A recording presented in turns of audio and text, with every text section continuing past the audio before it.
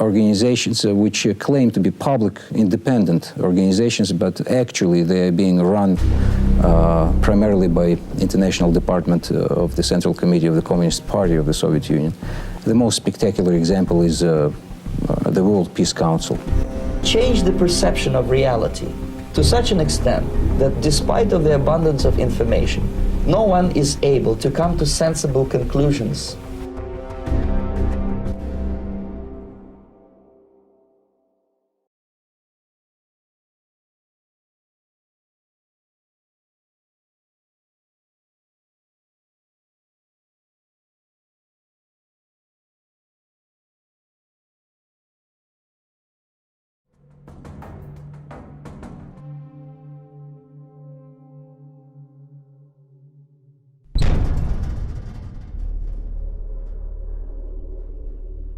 Your Hollywood producers are so crazy about James Bond type of thrillers.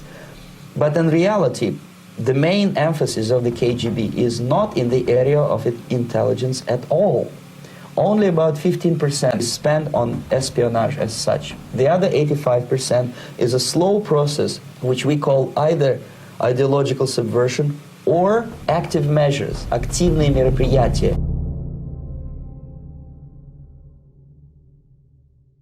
At any given moment, Soviets are involved in active measures all over the world and practically in any country of the world. What it basically means is to change the perception of reality to such an extent that despite of the abundance of information, no one is able to come to sensible conclusions.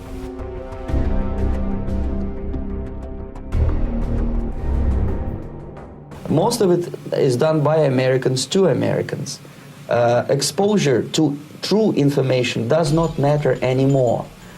Even if I shower him with information, with authentic proof, with documents, with pictures, he will refuse to believe it. Like, for instance, planting some major story in the newspaper in France, West Germany, United States, elsewhere, Japan, elsewhere. That kind of article normally would be written by a local, in many cases, prominent journalist who will express as if his own or her own opinion. These kind of things normally won't be traceable back to the Soviet Union.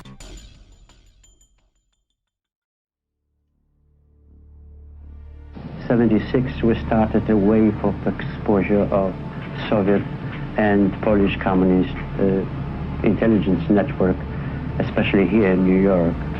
We exposed agents mostly working around the United Nations. What agents were these? Who were they working for? For the KGB. Any other? Polish Communist Intelligence Service, which is actually nothing but an arm of KGB too.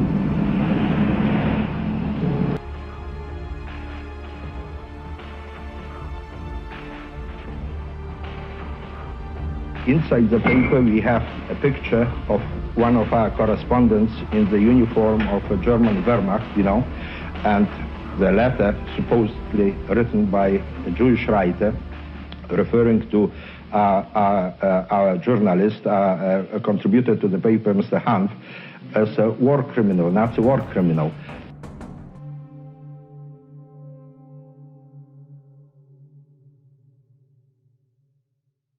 The funny part of it is that when the war ended, he was about 18 years old, and yet they said that he was high-ranking officer, that he has killed so many Jews and this and that, and there was another article portraying Mr. Hanf as an agent of, you take it, KGB, CIA, FBI, everything under the sun.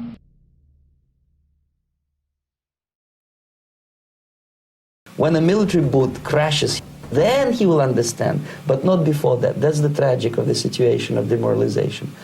Even if you start right now, here, this minute, you start educating new generation of Americans, it will still take you 15 to 20 years to turn the tide of ideological perception of reality back to normalcy and patriotism.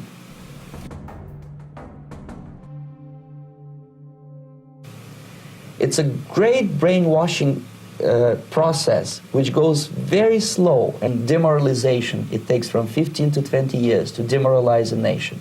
Why that many years? Because this is the minimum number of years which requires to educate one generation of students in the country of your enemy without being challenged or counterbalanced by the basic values of Americanism. The result? Most of the people who graduated in the 60s, dropouts or half-baked intellectuals, are now occupying the positions of power in the government, civil service, business, mass media, educational system. You are stuck with them.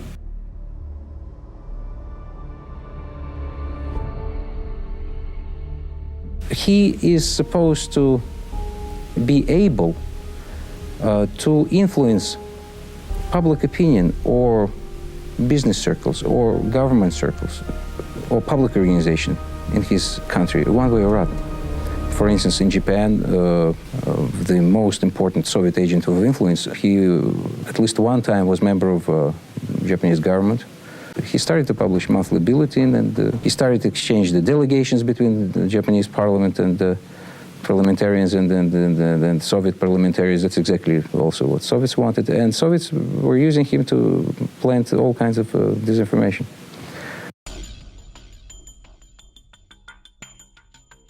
You need 20 or 15 years to educate a new generation of patriotically minded people. Demoralization now reaches such areas where previously would even dream of such a tremendous success. A person who was demoralized is unable to assess true information. The facts tell nothing to him.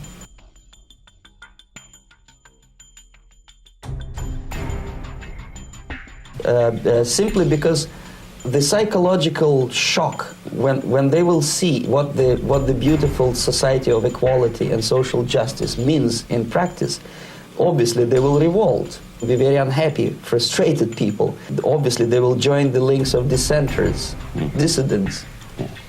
The useful idiots who are idealistically believing in the beauty of Soviet socialist or communist or whatever system, they are instrumental in the process of the subversion only to destabilize the nation. Unlike in present United States, there will be no place for dissent in future.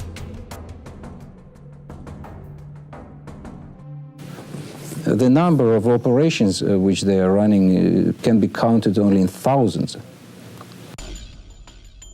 About 40% of the 45% of the Soviet citizens stationed abroad are either full-time KGB officers or GRU military intelligence officers. Another 50% are cooperating either with KGB or GRU.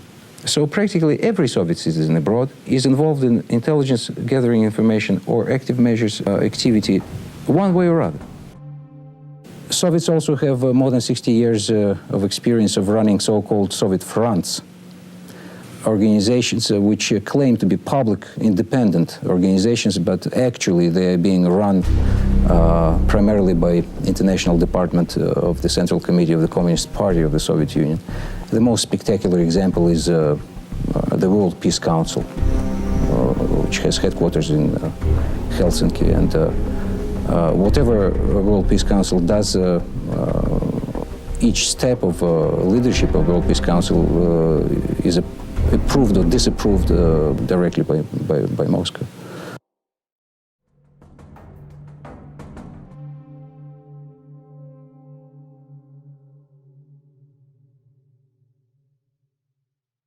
Most of the politicians, media, and educational system trains another generation of people who think they are living at a peacetime. False.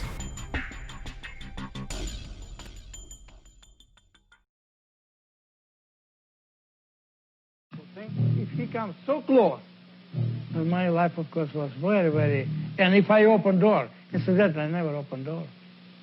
Never open door in my house. So possibly went to the wrong house? I don't know, really don't know. So he could be may come in the wrong house or something, but I never myself opened the door.